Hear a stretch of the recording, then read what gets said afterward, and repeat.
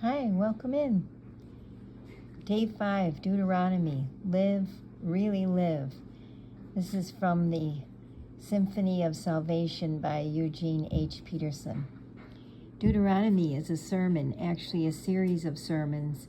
It is the longest sermon in the Bible and maybe the longest sermon ever. Deuteronomy presents Moses standing on the plains of Moab with all Israel assembled before him, preaching. It is his last sermon. When he completes it, he will leave his pulpit on the plains, climb a mountain, and die. The setting is stirring and emotion-packed. Moses entered the biblical story of salvation as a little baby born in Egypt under a death threat. Now, 120 years later, eyesight sharp as ever and walking with a spring in his step, he preaches this immense sermon and dies, still brimming with words and life. This sermon does what all sermons are intended to do. Take God's words, written and spoken in the past, take the human experience, ancestral and personal, of the listening congregation, then reproduce the words and experience as a single event right now in this present moment. No word that God has spoken is a mere literary artifact to be studied. No human experience is dead history, merely to be regretted or admired. The continuous and insistent mosaic repetitions of today and this day throughout these sermons keep attentions taut and responsive. The complete range of human experiences brought to life and salvation by the full revelation of God. Live this now. This commandment that I'm commanding you today isn't too much for you. It's not out of your reach. It's not on a high mountain. You don't have to get mountaineers to climb the peak and bring it down to your level and explain it before you can live it.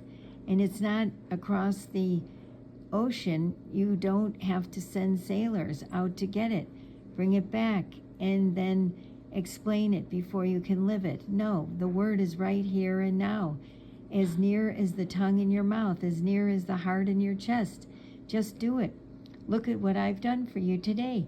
I've placed in front of you life and good, death and evil. And I command you today, love God, your God, walk in his ways, keep his commandments, regulations, and rules so that you will live, really live exuberantly, blessed by God, your God, in the land that you are about to enter and possess. Deuteronomy 30:11-16. The plains of Moab are the last stop on the 40th-year journey from Egyptian slavery to promised land freedom. The people of Israel have experienced a lot as a congregation: deliverance, wanderings, rebellions, wars, providence, worship, guidance. The people of Israel have heard a lot from God: commandments, covenant, conditions, sacrificial procedures, and now poised at the river Jordan, ready to cross over and possess the new land.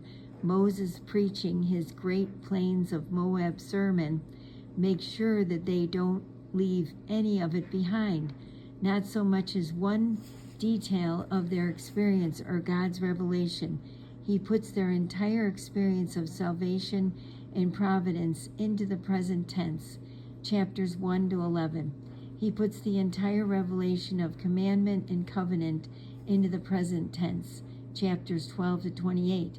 And then he wraps it all up in a charge and a song and a blessing to launch them in today's obedience and believing, chapters 29-34. Let's go. Wow, very interesting. Well, have a great day. Praise the Lord.